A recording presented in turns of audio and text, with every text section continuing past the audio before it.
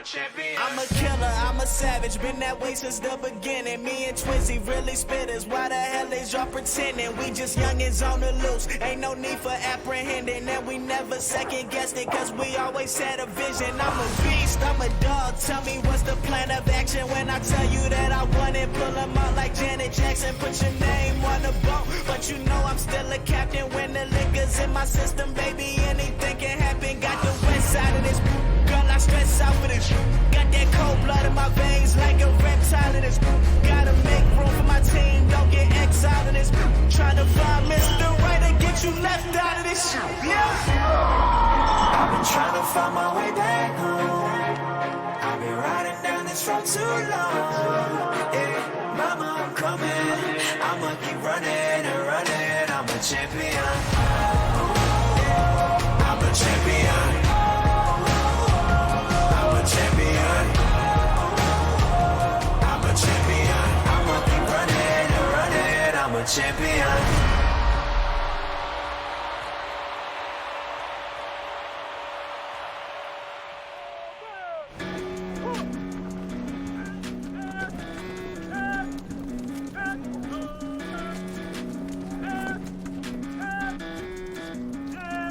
So he stabs, I step in the same way. Now my hand slides down, and where are we at?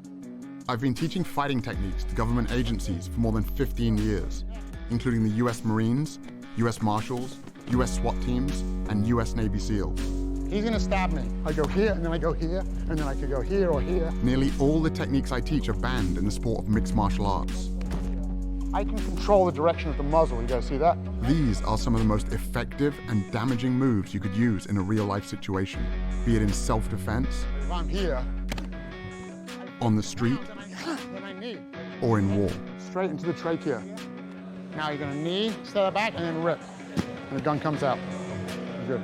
This is life or death for these guys, and I'm honored to share this knowledge. Let's see your muscles, James. Let's see your muscles. Oh, yes. Go on, do it again and again. That's right. That's it. Power. James, he was a very lively child, quite hard to control. His teacher said to us, I'm finding it difficult to cope with him because he is so not aggressive, he is so... Lively, really. Lively, yes, I think that's probably the better word. So I took him to one of the training sessions of Kyokushinkai, which is a very hard style of karate. It's a bit more controlled and structured. It calmed him down. From then on, he took the karate to heart. Bruce Lee was his hero as a child, and he had big posters in his bedroom. Like a lot of boys, I dreamed about becoming a kung fu master who could fight off bad guys in any situation. But when I was a teenager, I got attacked on the street and beaten up, coming face to face with the reality that all those choreographed karate routines I'd spent years practicing were completely useless. Then I found out that the same thing happened to Bruce Lee when he was my age, launching him on a quest, the search for truth in combat. Lee went on to study a wide range of martial arts, taking only the best parts of each discipline. His philosophy was simple: research your own experience, absorb what is useful, reject what is useless, add what is specifically your own. Armed with this philosophy, I vowed to follow in Lee's footsteps. 15 years and 5 black belts later, I was given the opportunity to put my training to the test.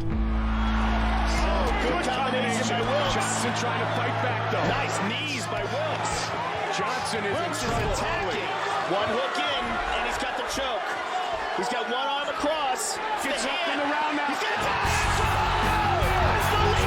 Wilkes is the ultimate fighter. Seconds to go. Outstanding performance by James Wilkes. James Wilkes from Leicester, England, is the ultimate fighter. Then, I got injured. I was sparring with a future heavyweight champion and tore ligaments in both of my knees. Unable to teach or train for at least 6 months, I spent more than 1,000 hours studying peer-reviewed science on recovery and nutrition, looking for any advantage I could find to get back on track as quickly as possible. That's when I stumbled across a study about the Roman gladiators. The gladiator graveyard from Ephesus is the only one with a significant number of individuals buried there. Archaeologists recovered the remains of at least 68 gladiators. There have been more than 5,000 bones analyzed for the study. We found in the cross-section of the bone very high bone mineral density, which indicated intense training and high-quality diet to build up strong muscles and strong bones. This diet gave the gladiators the nickname hordeari, which means beans and barley muncher.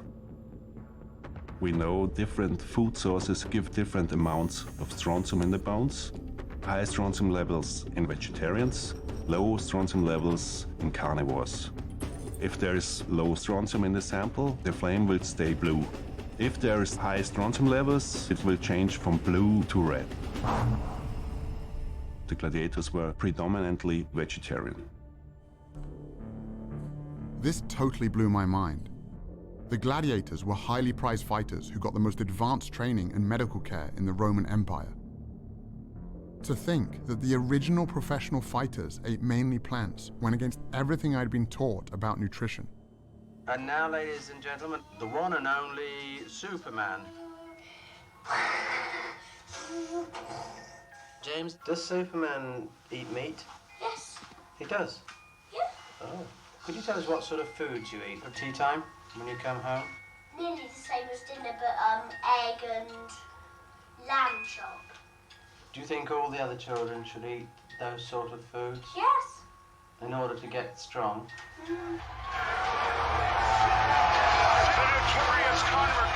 Even in the UFC, this idea that meat makes you tough had become a focal point for one of the most anticipated fights in the history of the sport, between Conor McGregor, the world champion in 2 different weight classes, and Nate Diaz, who accepted the fight with only 11 days' notice after McGregor's original opponent pulled out.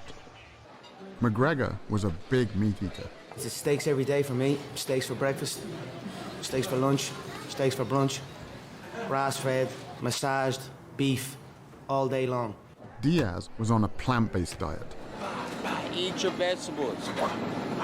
And McGregor had a field day with it. This man, let's see, can he fight? I'm a lion in there. Your little gazelle friends are gonna be staring through the cage, looking at your carcass getting eaten alive. McGregor was feeding off a stereotype that was pretty much universal. You hit like a vegetarian. I was curious to find out if there were any other elite athletes following a plant-based diet. The first I found was Scott Jurek, one of the greatest ultra-runners of all time. Scott built his career running extreme distances over brutal terrain, conquering the sport's most prestigious races, including the Badwater Ultramarathon, 135 miles through California's Death Valley, with temperatures reaching 130 degrees. I was training for the Western States 100-mile race, which is like the Super Bowl of ultramarathon racing. And that's when I was transitioning to a plant-based diet. I remember doubting myself, even up till a week before the race, like maybe I should have eaten meat. But I led that race from start to finish and won it for 7 years in a row. And there was no question that the plant-based diet was fueling my victories. When I met Scott, he was gearing up for the greatest challenge of his career. Invite me over. When I'm moving, I'm definitely going to be eating. Having already mastered single-day endurance events, Scott was now trying to become the fastest person ever to run the entire Appalachian Trail, a distance of 2,200 miles. My goal is to break the record. 46 days, 11 hours. Let's go to Maine. 2 marathons a day over technical terrain. Average of 11,000 feet of climbing and 11,000 feet of descent every day, back to back to back to back. It's completely beyond anything I've done before. As Scott hit the trail, I was confused about how his meat-free diet could possibly give him enough energy. So I reached out to Dr. James Loomis, a team physician who was part of 2 championships, a World Series and a Super Bowl. What I found in the locker room was some pretty outdated ideas about nutrition. You would go to a pre-game dinner with the football team and you would see this spread. There would be steak and chicken, very much protein-oriented, because their perception was that the protein is what sustains their energy. But in fact, that's not the case. The actual energy for exercise comes mainly from carbohydrates in the form of glycogen that we store in our muscles. And when we sacrifice those carbohydrate calories for protein calories in our diet, what ends up happening is you will develop really chronic carbohydrate or glycogen depletion. And what does that lead to? Well, it leads to chronic fatigue and loss of stamina. I wanted to know how this whole meat gives you energy thing got started, and traced it back to the 1800s when a famous German chemist hypothesized that muscular energy came from animal protein and that vegetarians were incapable of prolonged exercise. Liebig's beliefs were so widely accepted that they even inspired the USDA's first protein recommendations. By the time science proved his theory false with the discovery that hardworking muscles run primarily on the carbohydrates found in plants, it was too late. People all around the world had already bought into Liebig's ideas about meat and energy. But not everyone was convinced. As early as 1908, plant-based athletes were starting to claim their first Olympic golds. Are you still sticking to your vegetarian diet, Mary? Very rigidly, yes. And do you find that's a benefit to you, do you? Greatly, or I wouldn't do it. Winning the gold medal. Lewis gets it, and it's a new world record as well. I changed my diet to a vegan diet, and I set all of my personal bests at 30 years old. The oldest man ever to win a world or Olympic medal. And there were current Olympians too. Morgan Mitchell is the two-time Australian 400-meter champion. Here comes Morgan Mitchell. Champion, this is very, very fast. It's tough, the 400, I won't lie. The first 200 is pure speed, and then the last 200, it shows who's got that speed endurance training in their legs. And obviously the last 50, you've just got to pray because lactic is hitting hard. You need to be able to hold that endurance. She also represented Australia at the 2016 Summer Olympics. A lot of people had doubted me when I first became vegan, but my energy levels increased incredibly. And my iron, my B12, everything that people said would become deficient were amazing. I thought, I'm going to make sure I'm beating them all on the track. I mean, we're all friends, but it was pretty cool to finish my Australian domestic season undefeated. And to win the Nationals was obviously that little cherry on top. Morgan Mitchell, she's tearing away from the field. There was also Dotsie Bausch, an 8-time USA national cycling champion and 2-time Pan American gold medalist. My event in track cycling requires a massive amount of explosive power. Let's go, ladies. Go, go, go. First of all, we have to get off the line, and we're starting from a dead start with one gear. We have to be able to move that mass, that weight, off the line and get it up to speed within 3/4 of the length of the track. My training regimen involved 6 days a week, climbing mountains up and down for at least 4 and 5 hours a day, hard track sessions, and then big gym sessions. I grew up in Kentucky, so that's the land of casseroles and barbecue and meat. So when I transitioned over to an entirely plant-based diet, I wasn't sure if I was gonna survive. And I actually became like a machine. I got up from being able to move about 300 pounds on the inverted leg sled to moving 585 pounds, 60 reps, times 5 sets.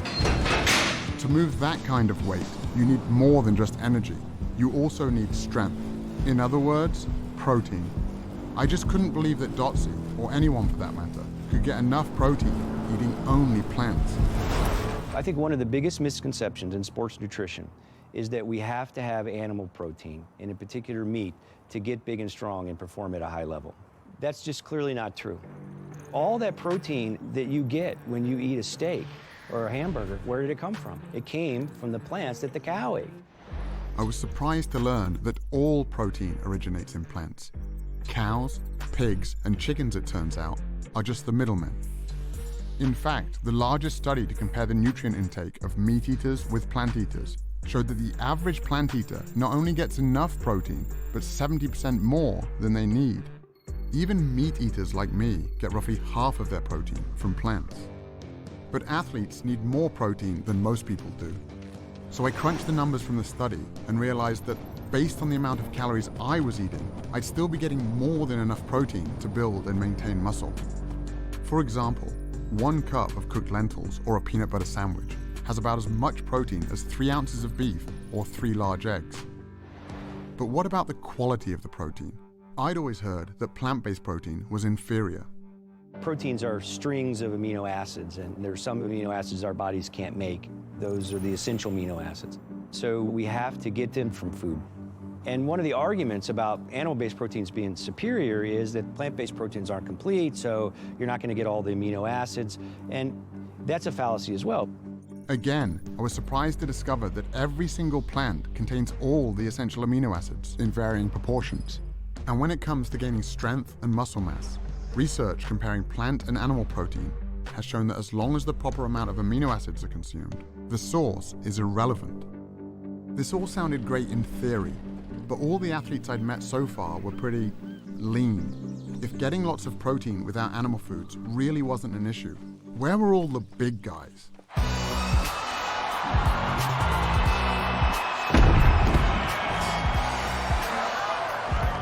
Kendrick Farris was the only male weightlifter to represent the United States at the 2012 and 2016 Olympic Games. Olympic-style weightlifting is going from the ground to overhead in 1 or 2 explosive movements, the most explosive movements that can be done.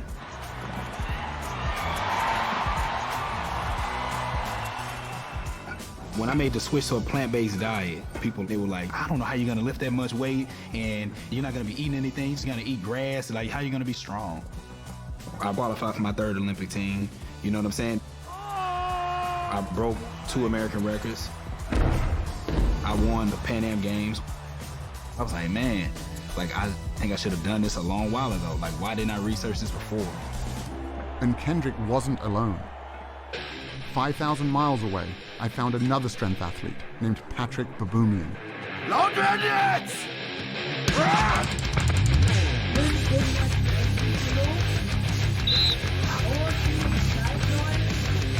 Patrick is one of the strongest men on the planet, with multiple world records, including the front hold, the keg lift, and the log lift.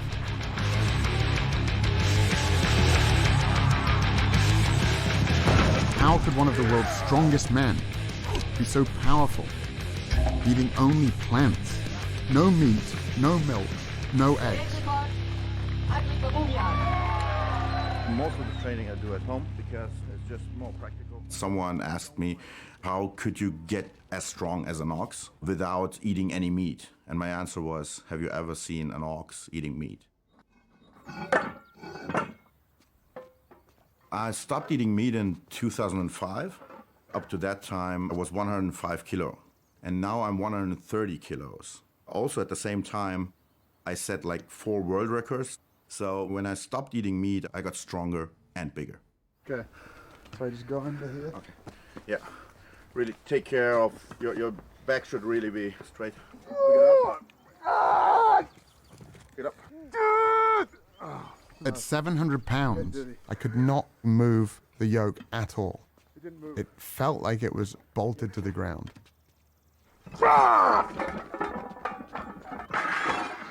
And that was just his warm-up weight. It's hard to fathom how strong Patrick really is. It's almost superhuman.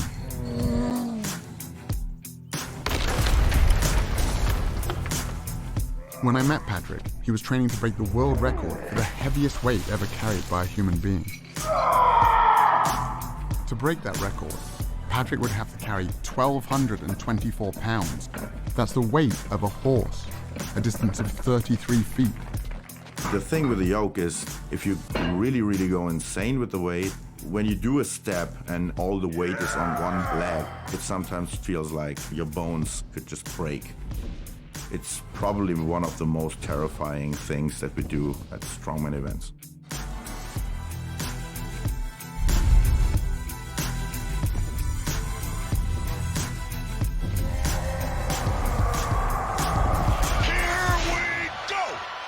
When Nate Diaz stepped into the cage to face Conor McGregor, the Vegas oddsmakers had Diaz as the 4-1 underdog.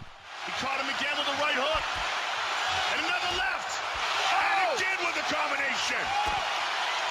Diaz trying to finish with a submission. He's got it. That's it. He's got the choke. Nate Diaz. He's got it. He's done it. Nate Diaz beats Conor McGregor. Oh my goodness. Nate Diaz, you just shook up the world. How's that feel? Hey, I'm not surprised, motherfuckers. It's a bitter pill to swallow. It was simply a battle of energy in there, and he got the better of that, so. 9 days out from the fight, I started eating 2 steaks a day, and it just came back to bite me on the ass, you know?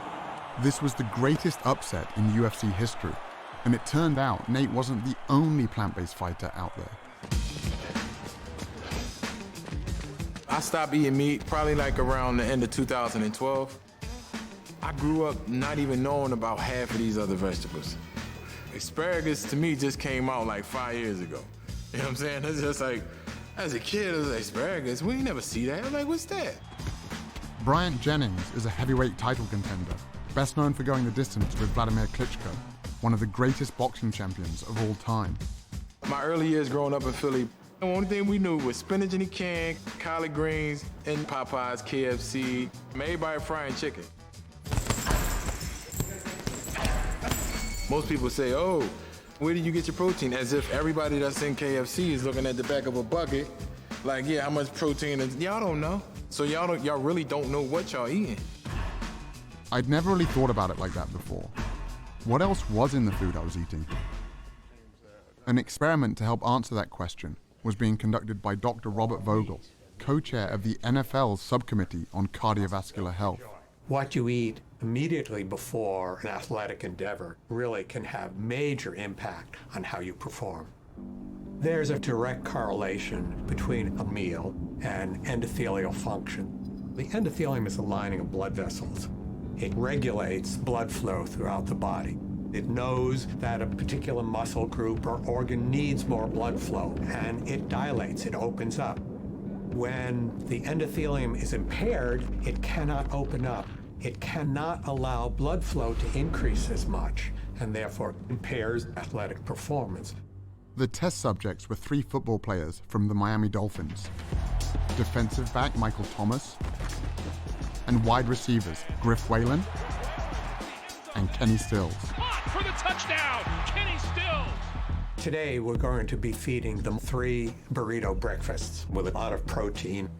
2 of them have sources of animal-based protein and fat. One is from beef, one is from chicken. Third is a plant-based burrito, which has beans in it. So the protein and the fat came from a plant-based source. Tomorrow, we're going to feed them all bean burritos. We're looking at the impact of eating a different meal on the same people. All right, here's the beef. Thank you. Chicken here, and I have a plant-based one here as well. Thank you. Griff has been plant-based for 4 years, so he got bean burritos on both days. On away games, we always eat fried chicken, we eat Popeyes. I love fried chicken, I love Popeyes, and I'm gonna eat Popeyes every time. 2 hours after each meal, the players had their blood drawn and put into a centrifuge. The red blood cells sink to the bottom. An amber-colored fluid called plasma rises to the top. If the plasma is see-through, it means there's not much fat in the blood, and the endothelium is likely functioning well. Michael, today's blood and yesterday's blood. This is a plant burrito. This is a meat burrito. Look at the difference it makes in what circulates in your bloodstream. Cloudy. Cloudy. And that's on top is the fat circulating in your blood from the meat burrito. Gotcha. Griff, you're the vegan.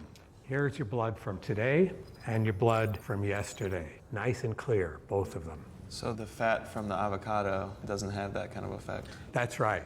Kenny, you're the fried chicken guy. You want to see your chicken? There it is. Yeah, it's pretty gross to see. Sources of animal-based protein and fat have a tremendous impact on endothelial function. That lasts for 6 or 7 hours after you eat. So if you have bacon and eggs for breakfast, a hamburger for lunch, and a steak for dinner, this is going on all day long. Your blood is always cloudy, and the ability to operate at your best is always impaired. Damn. I guess I won't be eating my fried chicken no more. Dr. Vogel's experiment was backed up by numerous studies measuring how a single animal-based meal can impair blood flow. I also found a large body of research showing that plants have the opposite effect, improving endothelial function and increasing blood flow. Controlled studies show that simply drinking beet juice before training allows subjects to cycle 22% longer and bench press 19% more total weight. I've seen races where it has come down to the 1,000th of a second. Sometimes you have to do things that you know your competitors aren't doing, getting every single advantage you can. Knowing I could get enough energy and protein was one thing, but seeing what a single animal-based meal could do to an athlete's blood sealed the deal. It was time to give this plant-based thing a try, but there was only one meat-free meal I could think of. Hi, what can I get for you today? Could I get 2 bean burritos, please? Bean or beef? Bean. All right, I'll see you at the window, okay? Thank you. You're welcome.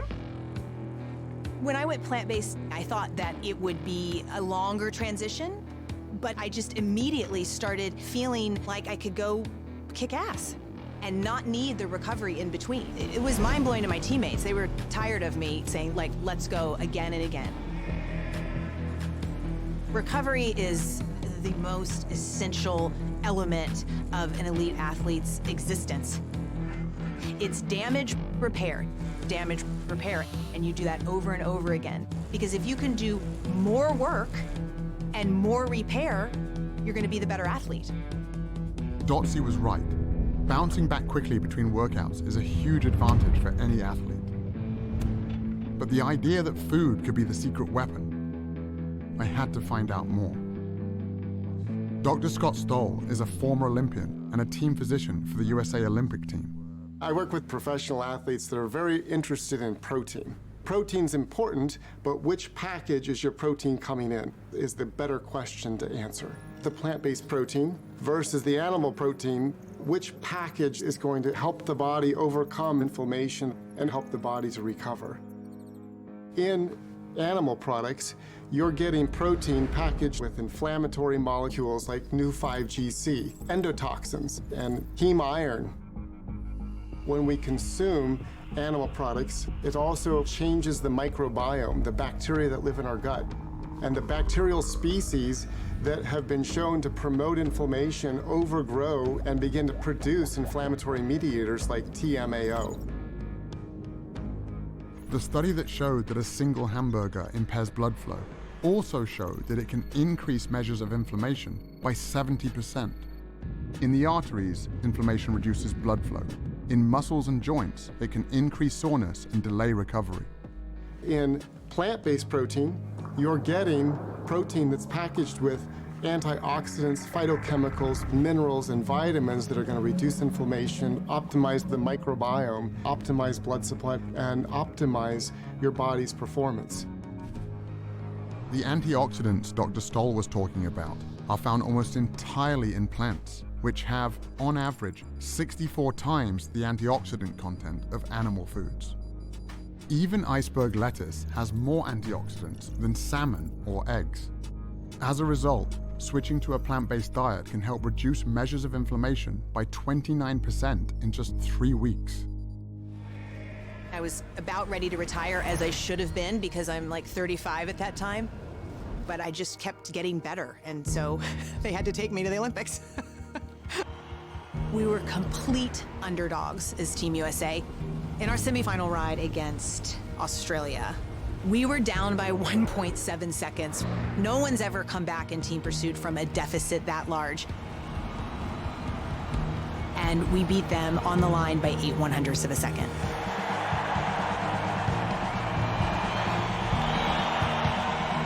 I was 39 and a half years old when I stood on the Olympic podium. I'm still the oldest person, male or female, to even go to the Olympic Games in my event. My diet was the most powerful aspect to me being able to perform and produce for the U.S. team at the Olympic Games.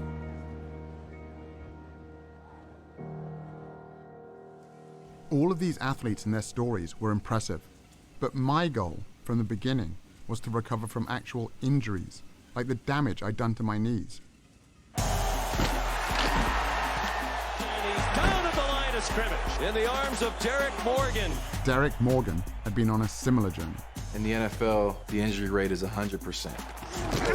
It's a violent game. Hit hard and goes down there. And so how you respond to injury and how quickly you heal from injury is important, because if you're not on the field, you're not helping the team.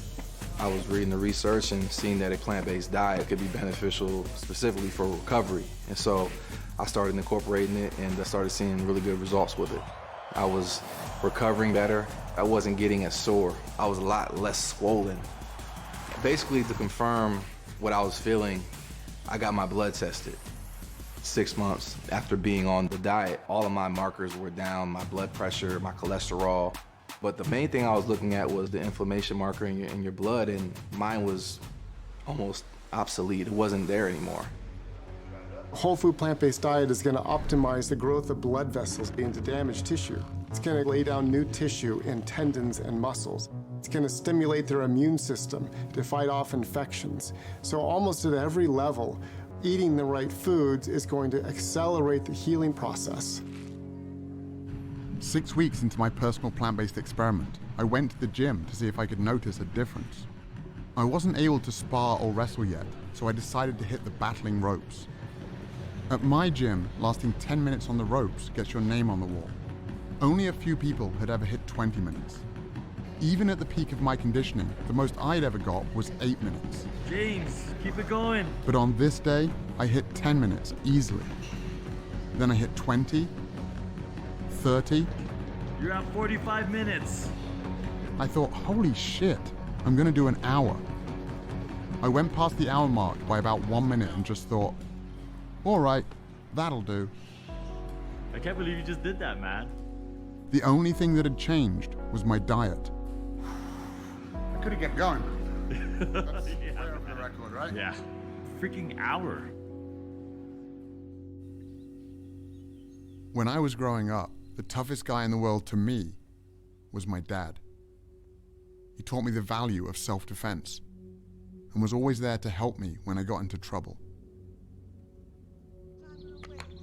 But now, he was the one who needed help. You had a heart attack? Correct. Had you had much in the way of symptoms prior to this episode? No, never before.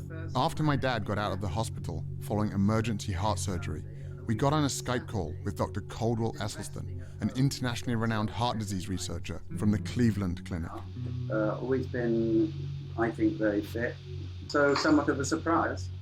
Well, no, not a surprise. In all of Western civilization, there is nothing more common than coronary artery heart disease.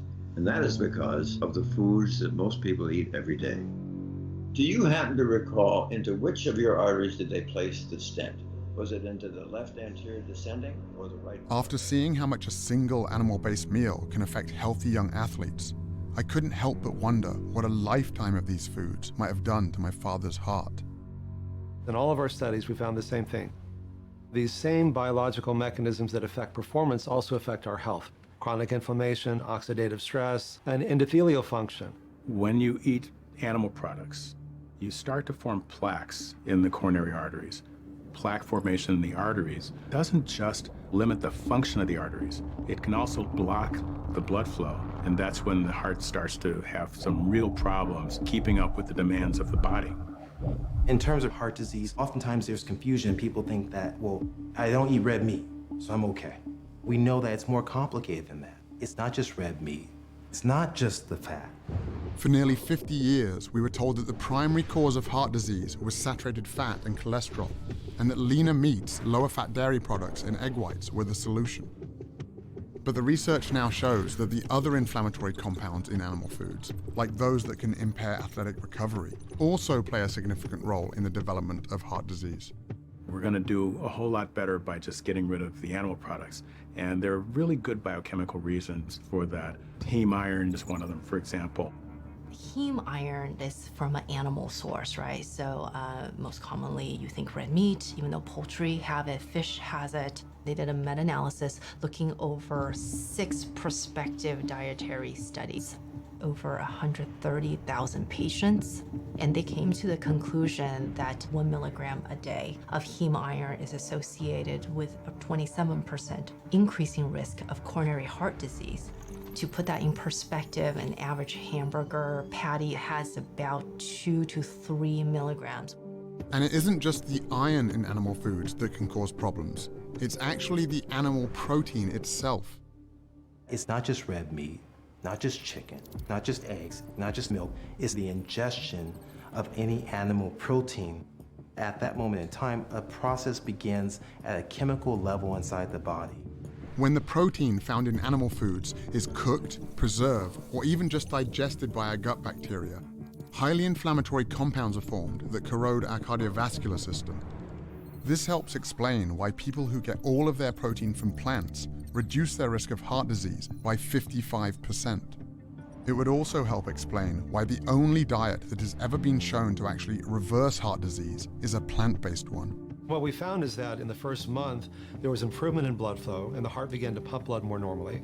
After a year, even severely clogged coronary arteries became measurably less clogged, and even more improvement after 5 years. But in the randomized control group, who were doing just what their doctors told them to do at the time, less red meat, more fish and chicken, little exercise and so on, their arteries got more clogged after 1 year and even more clogged after 5 years. While all of this sounded promising, my dad didn't just need to get better, he needed to get better fast. The stents in his heart were only a temporary solution. He could have another heart attack at any moment. I found some hope at a firehouse in Brooklyn, where Dr. Esselstyn's son Rip, a former firefighter and professional triathlete, was launching some of New York's bravest on a powerful new program. What's the #1 killer of firefighters in the line of duty? Heart attacks. 67% of firefighters who perish from the line of duty die of heart attacks. So this right here, that is what we call a healthy artery. The blood can flow through this huge opening here, and this is what happens after decades on the meat and dairy diet. Okay? If you guys have been eating this way, I want you to take the 7-day rescue challenge. We bought you guys plant-based groceries. I want you to give yourselves the chance to see what your internal biochemistry does in just 7 days. I know my cholesterol's elevated, my LDLs are always very high. The same job that I was doing like 10 years ago without an effort, without taking an effort. Despite working out all week, playing sports, my cholesterol's high and growing by about 10, 15 points every year for the last 5 or 6 years. I realized a couple salads a week, it doesn't really cut it. I got 2 kids, so hopefully I'll feel better, have more energy, and add some years to my life. I went to see if I could get my dad to make these same changes to his diet as soon as possible. Well, what are you suggesting? Well, let's do the shopping. Tomatoes, cucumber, we have hummus dips. But my dad can be a little stubborn, Soya yogurt, and that's about it, I think. so I wasn't feeling that hopeful. We'll just drink tea. I come from a town called Melton Mowbray, known in England as the rural capital of food. It's the home of Stilton cheese and the world-famous Melton Mowbray pork pie. The pace of change here is very slow. And my dad, like most of us, is a product of where he grew up. I just couldn't imagine someone as set in his ways as my father making such a big switch. On the top there, worth another 20 quid. Give us 50 quid a lot. Until I got home and went back to the gym. You push me. Oh, here. I've spent years working out with Lucius Smith, He was a cornerback in the NFL, has a black belt in jiu-jitsu, and was my strength and conditioning coach. That's it. More arms, I told Lou about the research I'd been doing and what happened to my dad. And he'd never mentioned this before, and he said, I've been on a plant-based diet for almost 10 years. Lou is 60 years old, not far off my father's age. Most guys my age can keep up with the grandchildren. My grandchildren can't keep up with me. When I went from an animal-based diet to a plant-based diet, my blood pressure went down to like 110/70. My heart rate, sometimes it's been under 50, like 48, 47. I'm more focused, I'm more relaxed, and I noticed that I have a lot more energy because of the plant-based diet. Come on, man, come on. People in their 20s, they come in here. We do a workout. I sustain the workout a lot easier than they do. We can come in here and do 800. Listen to what I just said. 800 kettlebell swings and snatches in one workout. They can't make it. I'm not kidding you. They can't hang, man, I'm telling you. They can't hang.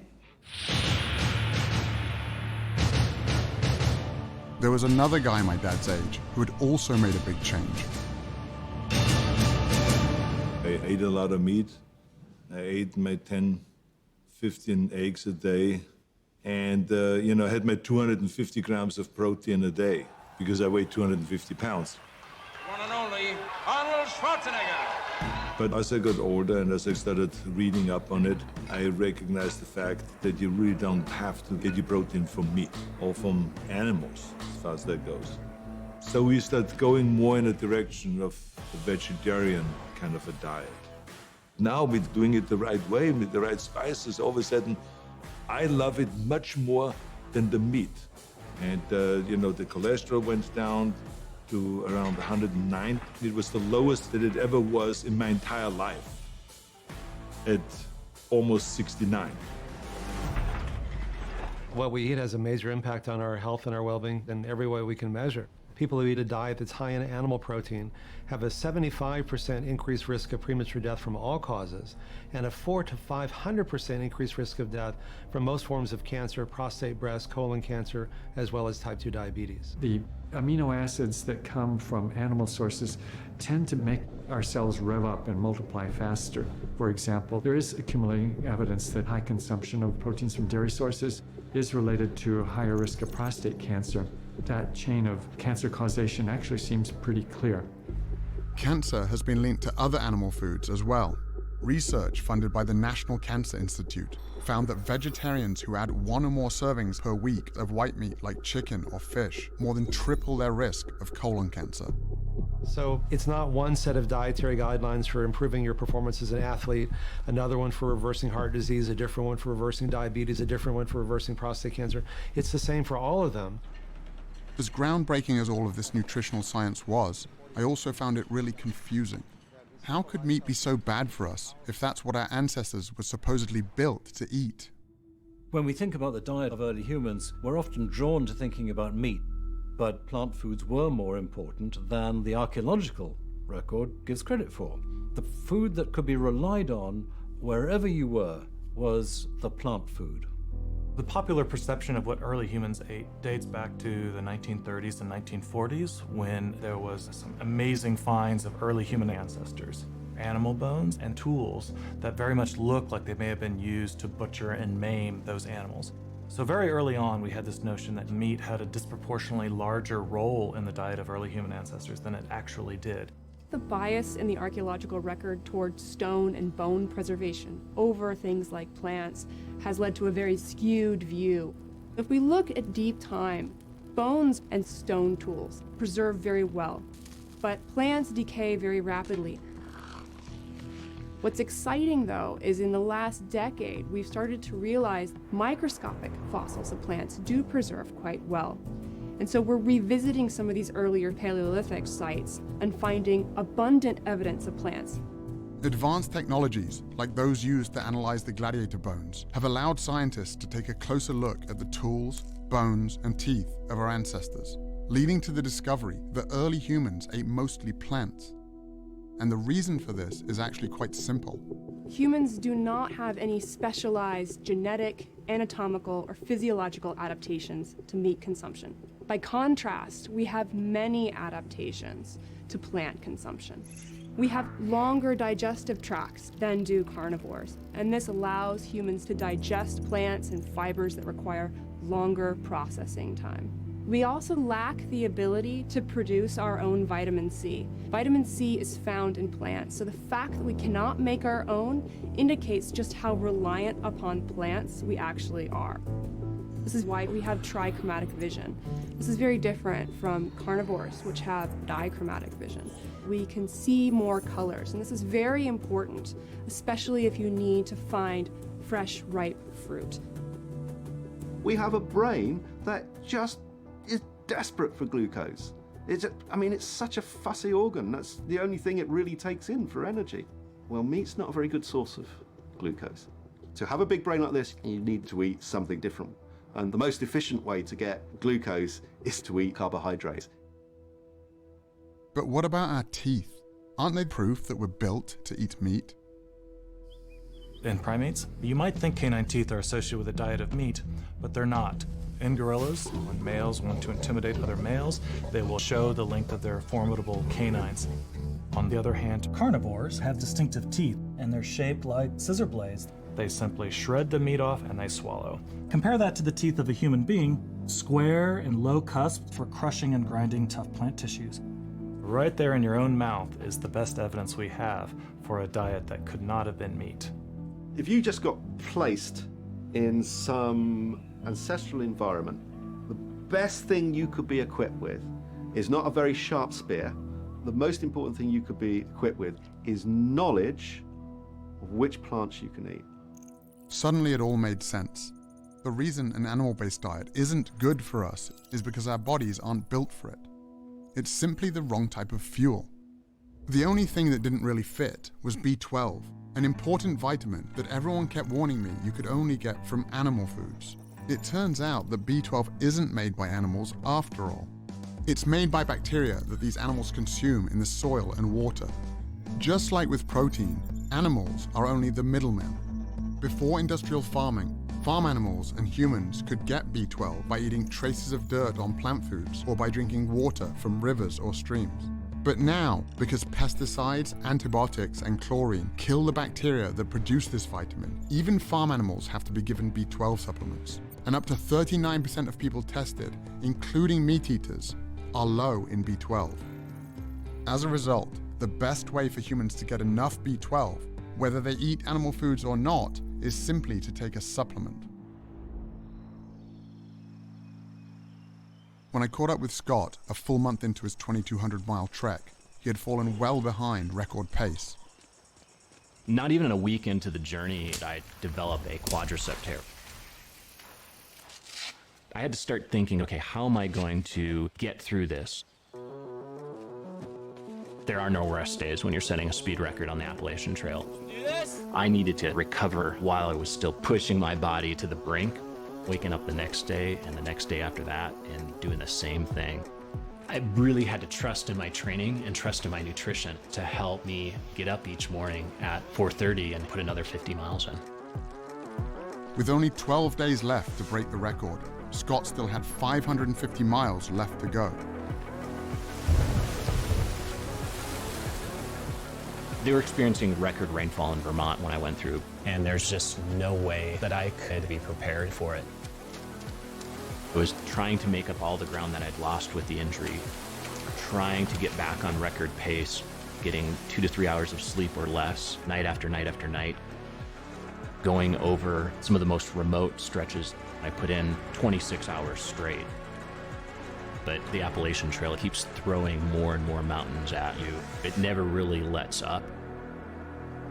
And by the time I actually got to New Hampshire, the White Mountains just obliterated me.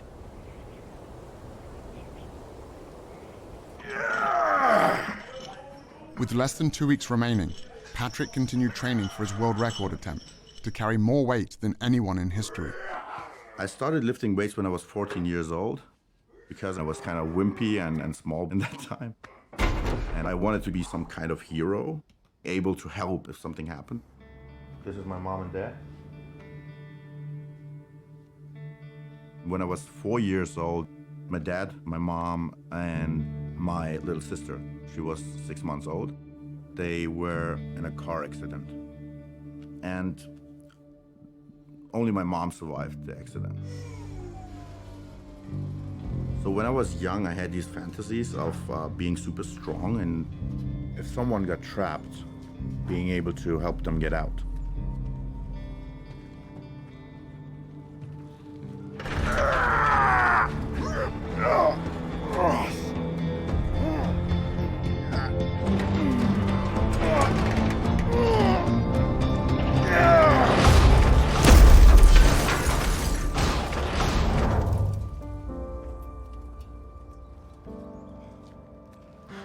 For any guy watching that day, it wasn't just a car Patrick had crushed. It was a myth they'd been fed their entire lives. Steak. That's what a man eats. Made from stuff guys need. Eat like a man, man. There's no one that can relate to that better than I do because I've lived in that world. Steak is for man. Go meat! They showed us commercials, burgers, George Foreman with the grill. Yeah. And the big sandwiches and all that stuff. Eat like a man and be full like a man. This is great, great marketing by the meat industry. Serious man food. Selling that idea that real men eat meat. You look like more of a man with a quarter-pounder in your hand. But you got to understand, that's marketing. That's not based on reality. Okay, I'm going to take you down to the exam room. When I think of a manly man, I think of somebody who has strength, endurance, sexual prowess, and fertility. And in fact, what the scientific studies are showing is that the more meat men eat, the more quickly they lose their manly manhood. The blood test with the Miami Dolphins measured how a single meal could affect blood flow throughout the entire body. I asked Dr. Spitz if he could conduct an experiment with 3 collegiate athletes, but this time on a more specific part of the male anatomy. So, here's a model of a penis. Dr. Spitz is the lead delegate of urology for the American Medical Association. When it comes to the penis, he literally wrote the book. Now, you're going to be putting this device on yourself. One ring goes on the base of the penis, and the other ring goes on at the tip of the penis, just behind the head of the penis. It knows how tight to squeeze to know when an erection is starting, because when it squeezes, it'll determine, oh, it's now of a larger circumference, something's happening. What we're going to look at is what effect the meal you have has on your erections that night, and you're going to be eating 2 different kinds of meals. For this study, on the first night, we gave the guys burritos that had meat, beef, chicken, pork, but really high-quality meats, grass-fed, organic. On the second night, we gave them very similar burritos, but we swapped out the animal portions for plant-based protein. It's really good. I thought this was gonna be nasty, I'm not gonna lie. I didn't think we were gonna eat a burrito, I thought we were gonna get a salad. This study is going to take advantage of a natural function that occurs in men when they sleep. Men's bodies create erections, and this occurs throughout the night while the subject is asleep. Once an erection happens, this device can sense it, and a printout is generated of how firm the erection was, how long it lasted, and how many of them there were, to see if we can see a physical effect on erections as a result of what they just ate for dinner. This is where we take a look at the results. So Mason, I'm going to give you your results first. Let you take those out. Okay. The bigger the circumference, the harder the erection. And so you'll notice that that first circle, which is the meat meal, is not as big a circle, it's not as hard an erection as that second circle, the vegan meal. Now let's look at the second sheet. The second sheet is a accumulation of how many erections and for how long you had over the course of the night. So that first stubby graph is really, it's not the size of your penis. I'm struggling. It's not the size of your penis, it's how many minutes throughout the night you had erections. Wow. Blake, let's take a look at your results. Okay? Hold composure. And look, again, like Mason, you were more erect after the plant-based diet than the meat-based diet. Okay, how about how often you had erections? Wow. That's almost a 500% difference. Dang, man. That's crazy. Blake, you ready for yours? All right, here you go. You had about a 13% change in the hardness of your erections. Okay, let's look at how many or how long you had erections for. Bro. Show it, dang it. Yeah, don't hold out. Oh. Bro, that's an hour, bro. So you guys all had a very similar response to the meat meal versus the plant meal. That's crazy. Yeah, growing up, if I saw some big dude at a restaurant eating a big old steak, and so I'm like, oh, I need to be like that. And then like I see like a guy ordering a salad off the menu, I'm like, he's soft, right? yeah, I'm like, oh, that guy, Yeah, what he's is he doing? soft. But really, at the end of the night, the guy eating the big steak is soft, and then the other guy is a hard. So when you take your date out on Valentine's Day, where are you going to take them to eat? To the veggie grill, son. Okay, the veggie. Now, this is not a scientifically validated study, but the results that we're seeing are very exciting. I think this is going to wake a lot of people up. I think it's going to wake up people who have penises, and I think it's going to wake up people who like people who have penises. While all this talk about erections was interesting, it also made me wonder about hormones, specifically testosterone. I've never eaten a piece of meat in my entire life, and I've never had an issue with testosterone. I've gotten blood tests, and all my levels are right where they need to be, and clearly I don't have any trouble building muscle. Studies comparing men who eat animal foods with men who don't have consistently demonstrated no difference in testosterone levels. I found this hard to believe, since plant-based diets often include soy products, which I'd always been told were loaded with estrogen. I post a lot of my food, and if it includes any type of soy products, out of 100 comments, you've got 20 to 30 of them saying, hey, well, I heard that soy raises estrogen levels. Well, that's not the case. Soy, it turns out, contains phytoestrogens, compounds that look like estrogens but can actually have the opposite effect, blocking some of our body's estrogen receptors and preventing real dietary sources of estrogen from taking hold. The foods that contain real estrogens are animal foods like chicken, eggs, and dairy, which can have a significant impact on our hormone levels. Simply drinking cow's milk can increase a man's estrogen levels by 26% in just 1 hour, while dropping their testosterone levels by 18%. Another hormone strongly connected to diet is cortisol, a stress hormone linked to reduced muscle mass and increased body fat. Research has shown that people who replace animal foods with high-carbohydrate plant foods experience an average drop in cortisol levels of 27%. This is what I always heard, like, you can't go lean, you can't go shredded vegan because you have so much carbs. But I'm standing here in the best shape of my life, easy. I already knew that processed carbs, like white flour and sugar, can lead to weight gain. But what I didn't realize is that unprocessed carbohydrates, like oats, bananas, and sweet potatoes, are associated with decreased body fat. An 8-week weight training trial also found that those consuming a normal amount of carbs gained 2.9 pounds of muscle mass, while those in the low-carb group actually lost muscle. A typical bodybuilding diet is a very low-carb diet. So these guys that haven't had a carb in 2 weeks, they're walking around like zombies. I'm backstage eating all the carbs that I want. They're like, how are you eating that right now when you look this shredded?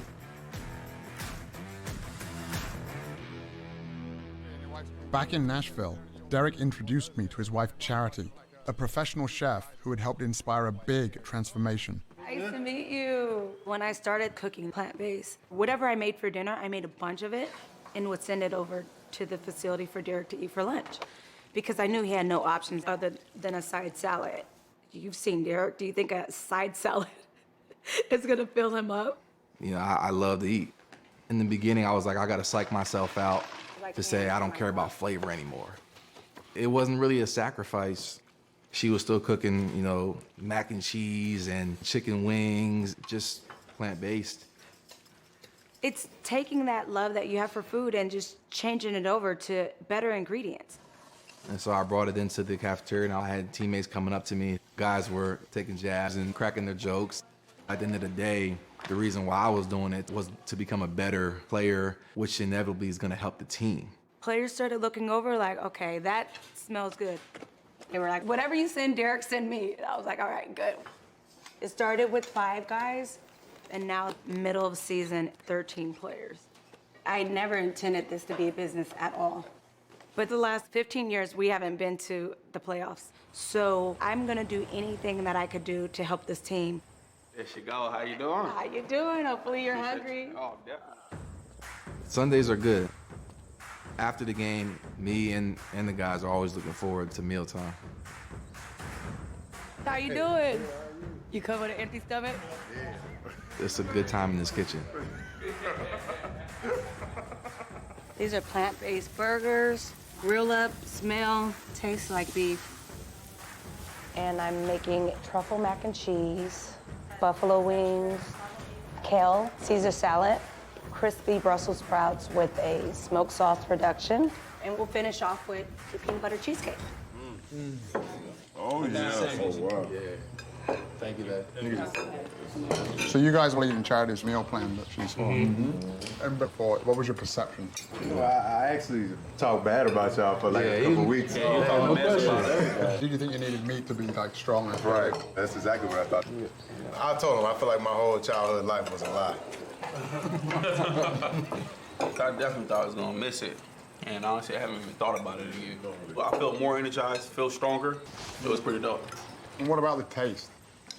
Tastes really good. And the meals were always looking good, and I found myself sitting in a locker staring at what they're eating. So, you know, I tried it, and honestly, I mean, I felt the difference, and, you know, I was able to just perform consistently. Yeah, you caught your first touchdown after you switched over, right?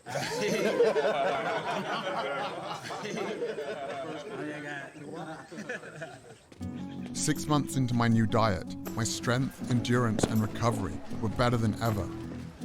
My dad's health was on the mend. Even my wife and kids were on board. But I was also pissed off. Why didn't everyone know about this? And then I remembered my grandfather, who died of heart failure at the age of 63 after more than 4 decades of smoking. A paratrooper in World War II, he got hooked on cigarettes during a time when young people like him were being sold the idea that smoking was actually good for you. Babe Ruth, idol of millions. To sell this idea, the tobacco industry turned to famous athletes, the ultimate symbols of fitness and health.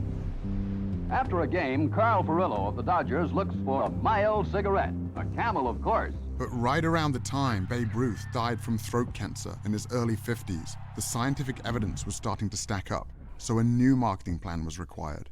According to this nationwide survey, more doctors smoke Camels than any other cigarette. For years, the tobacco industry said that their cigarettes did not cause cancer. And they trotted out their own paid researchers to come out with statements to confuse the issue. Despite their efforts, cigarette ads were eventually banned from sports broadcasting, just in time for another big industry to step up to the plate and start playing the same game. What's in the bag? Big Mac? Play for it. With a new generation of athletes, including me. But it wasn't long before the evidence against animal foods started stacking up as well. Now that playbook is being used by the food industry.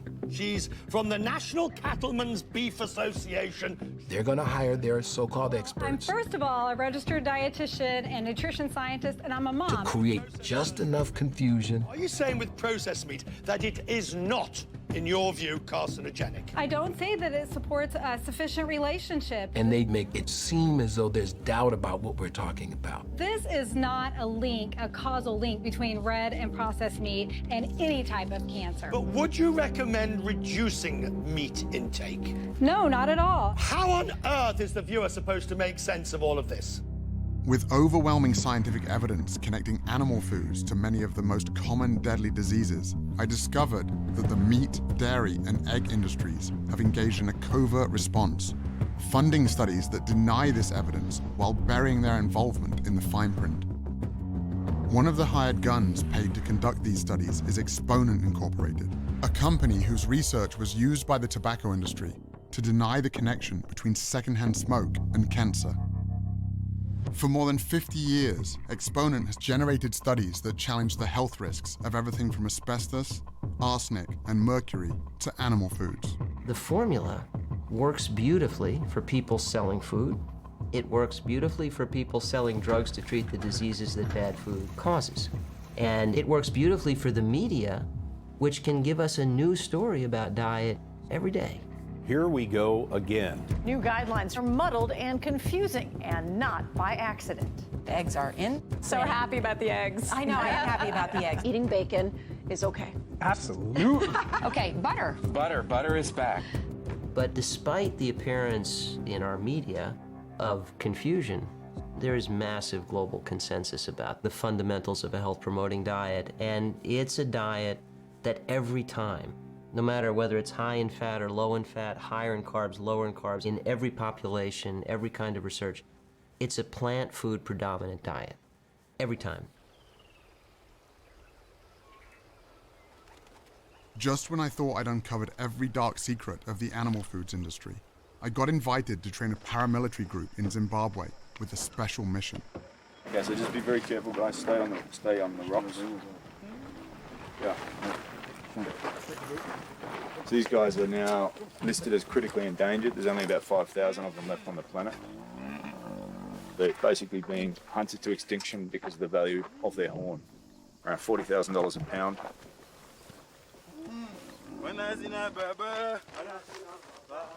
Damien Manda is a retired special operations sniper who completed 12 tours of duty in Iraq.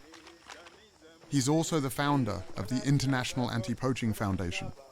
Poacher maybe have an axe or a knife, so trying to disarm them. Yeah. So, he's going to thrust with the knife. Here. We are the SEAL Team 6 of conservation. We're the guys that go in and stop the hemorrhaging. Okay. Yeah, I'll stick to my AK-47. Yeah. You stick to that. I lived every young boy's dream. Jumping out of choppers, blowing shit up, stuff that most kids can only dream of doing on a PlayStation. I came to Africa because I was looking for the next 6-month adventure. I saw a bull elephant that had had its face cut off. Tusks that had been taken, the whole elephant sitting there dead because some guy wants to have a tusk on his desk. What sort of ambush is this called? Linear ambush. I had money and I had skills that could help these rangers. Using the minimum amount of force required to get the job done. And I made the choice to dedicate my life to helping these guys protect these animals.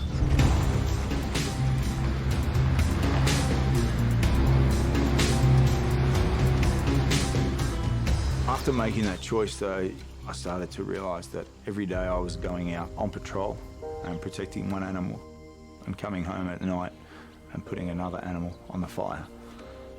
And I knew I was full of shit.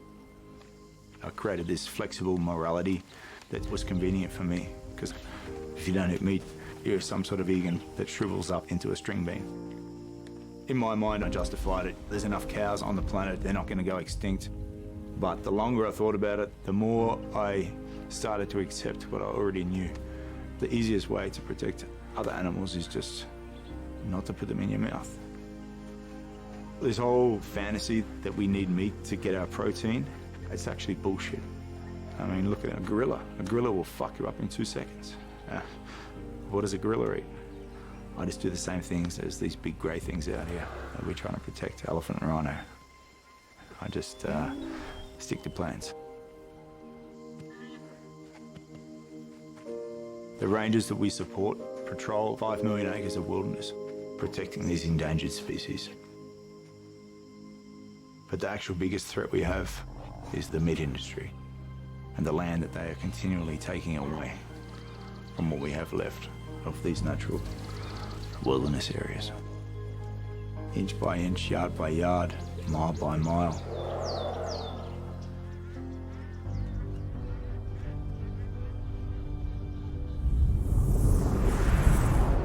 About 3/4 of all the agricultural land in the world is used for livestock production, and it imposes a huge cost on biodiversity. And what is the single biggest source of habitat destruction? It's the livestock sector. Meat, dairy, egg, and fish farming use 83% of the world's farmland, yet provide only 18% of the world's calories. The reason livestock require so much land is because, once again, animals are just the middlemen, consuming, on average, 6 times more protein than they produce. With more than 70 billion animals consumed globally each year, growing animal feed requires vast amounts of land, making it one of the leading drivers of deforestation. It also requires huge amounts of water. Meat plays a disproportionately large role in causing this overuse of fresh water. 25% of the rivers in the world no longer reach the ocean because we're taking out so much water to produce animal feed. Water has been fed into the grain that's been fed to the cattle. The cattle's being made into beef. One hamburger is 2,400 liters of embedded water. That's a heck of a lot of water. All told, more than 1/4 of humanity's fresh water consumption goes to produce animal foods. And it's not just water depletion that's an issue, it's also water pollution. In the United States, for example, farm animals produce nearly 50 times more waste per year than its entire human population, polluting rivers, lakes, and groundwater all across the country. The livestock sector is responsible for 15% of global man-made emissions. So to put that in perspective, that's about the same as all the emissions from all the forms of transport in the world, all the planes, trains, cars, vans, and ships, all added up. Agriculture is not only the biggest culprit threatening the future for humanity on Earth, it is also the biggest and most important silver bullet to a solution. In the US, where meat consumption is 3 times the global average, shifting away from an animal-based diet would reduce agricultural emissions by up to 73% and save 1 million liters of water per person per year. Globally, this shift would free up a total area of land the size of Africa, taking pressure off many of the world's most endangered ecosystems and species. The message is overwhelming, both for public health and environmental reasons. The more plants you can eat and the less meat and dairy you can consume, the better. After learning how much is at stake if we don't change the way we eat, I went back to Brooklyn to find some hope.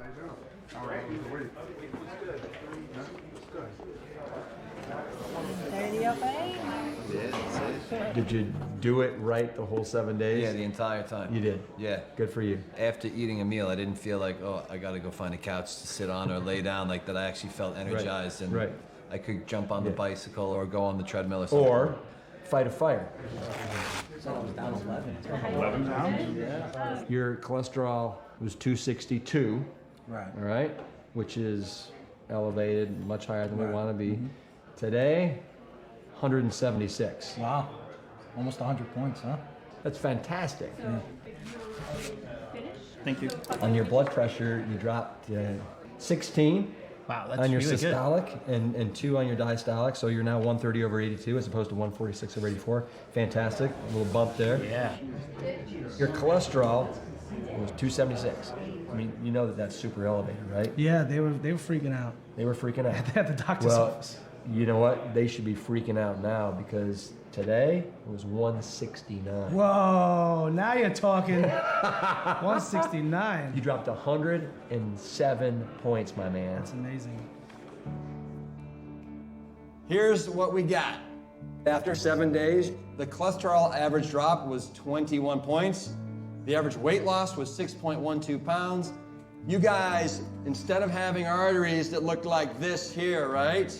You guys are on the road to having arteries that look like this here. And we know that the #1 killer of in the line of duty firefighters is heart attacks.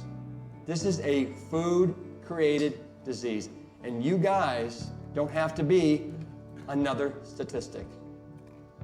My doctor wanted to put me on a statin, and I kind of looked at it like that was like cheating, like an easy way out, and there has to be a healthier, more long-term alternative. And then when this opportunity presented itself, I took it. When you eat a healthy, whole foods, plant-based diet, it changes the expression of your genes. It turns on the good genes, turns off the bad genes. Your genes are a predisposition, but your genes are not your fate. And even if your mother and your father and aunts and uncles all died of diabetes, cancer, even heart disease, it doesn't mean that you need to. Once I get to here, I'm going to come up and I'm going to drop my head on his face. With help from my new diet, I've fully recovered from my injuries and am back to teaching self-defense. Or I can chop here and start down here. But with a critical new component, internal defense. You can get improved blood flow that allows more oxygen, more nutrients to the muscles. And it's not just the athletes. Armed with the truth in nutrition, I now have the tools to help protect more lives than ever before. It's good. Is it? Yeah.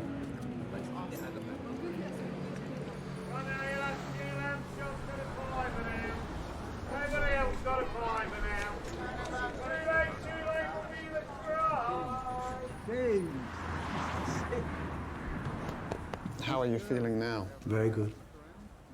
The figure that I read, it was 85% likelihood of your first attack, and that kills you.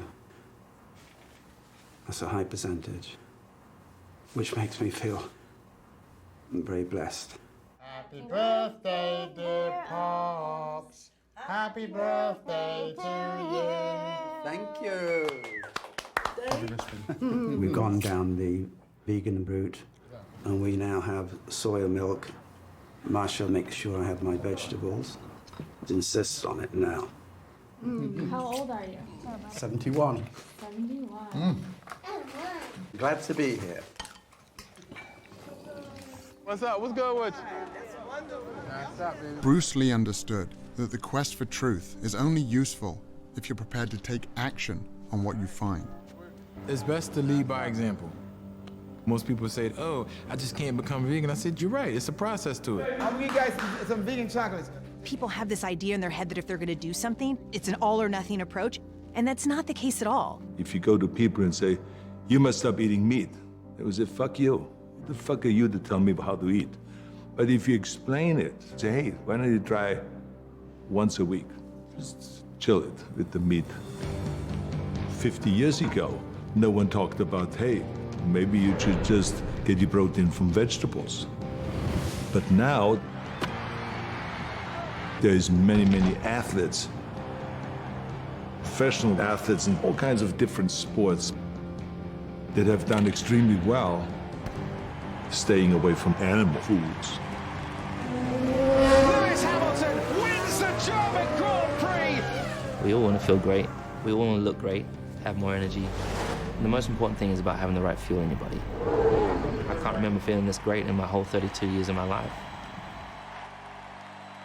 At the 20, cuts back to the 15, and Matthews goes! Opening play, touchdown for the Titans!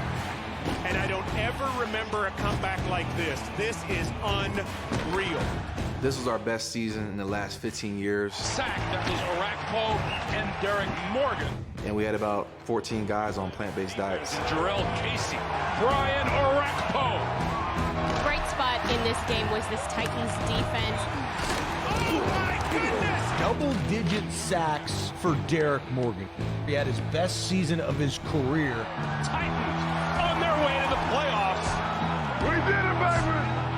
And the playoff win on my birthday was probably the pinnacle of my career so far. Everybody's talked about the defensive line in this diet. It was the burritos. It was the breakfast burritos. That's what it was. That'll get you to the playoffs.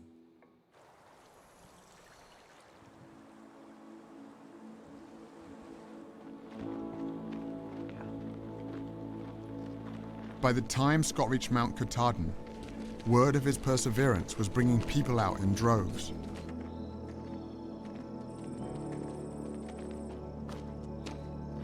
But after 46 days and nearly 2,200 miles, Scott had only a few hours left to break the record. This will be the heaviest weight that anyone has ever carried on their shoulders. Patrick will be attempting 555 kilos, which is 1,224 pounds. This is an official Guinness World Record. The potential of the human body is immense. You can come out of some of the deepest, darkest holes if you keep pressing forward. I'm gonna do this. Woo!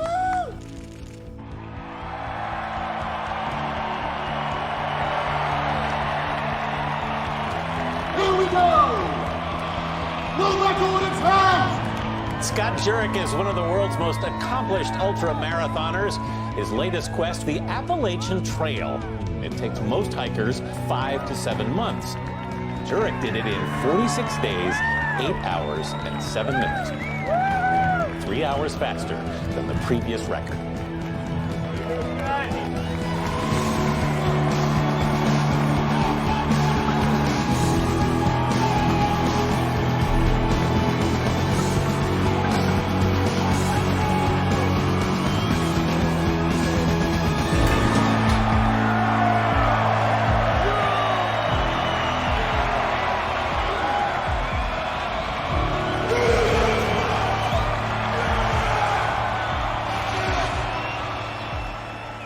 It's not about being the strongest and the biggest. It's really about what are you going to do with your strength and what are you going to do with the power that you have.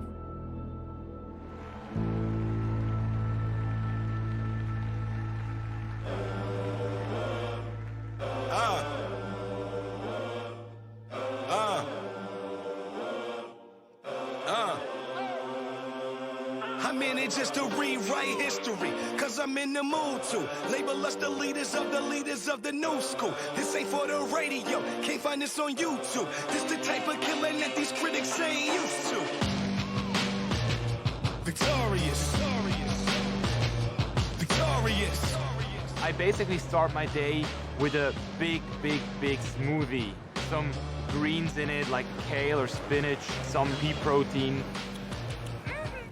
Pancakes really at the top, because I like breakfast food anytime. Like, it's no wrong time to have that. I love my toast with peanut butter. Lunch, I would make a veggie burger. Avocado's a really big one for me. I'm addicted. A big salad with veggies, quinoa, rice. I call it the trough bowl. And then at dinner, anything from Japanese to Mexican. I love Indian food and also the Thai curry. Really, I like pizza. If I'm about to just chow down, like really get it, man, a lasagna. If you like chicken nuggets, okay, they have vegan nuggets. If you like meatballs, they got vegan meatballs. A lot of pizza, pasta, and burgers, sometimes even at the same time.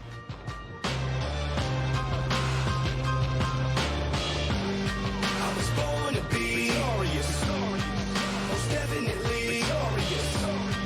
I'm destined to be. John Demjanjuk, he was a family man. He was living the American dream. He was a good American citizen.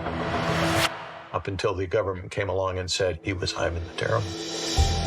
Charges were filed today against John Demjanjuk. The 66-year-old Ukrainian native is accused of being a Nazi death camp guard named Ivan the Terrible. The crimes that he was accused of were horrid. The Israeli government is seeking his extradition as a war criminal.